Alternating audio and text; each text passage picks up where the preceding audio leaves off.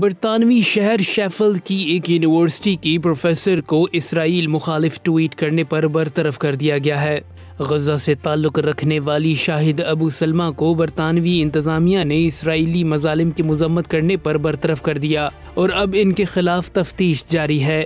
Media سے گفتگو کرتے ہوئے شاہد ابو سلمہ کا کہنا تھا کہ مجھے فلسطینی عوام کے حقوق کے لیے آواز بلند کرنے کے جرم میں برطرف کیا گیا۔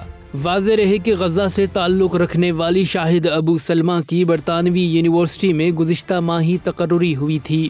خیال رہے برطانیہ اور یورپی ممالک حقوق بشر اور آزادی اظہار رائے کے سب سے بڑے علمبردار ہیں، لیکن اپنے ہم وطنوں پر ہونے والے مظالم کے خلاف آواز بلند کرنے پر ایک ایسوسی ایٹ لیکچرر کو برطرف کرنا مغربی ممالک کے منافقانہ مکروہ چہرے کو بے نقاب کرتا ہے۔ Anti-Semitism is a crime. Anti-Semitism is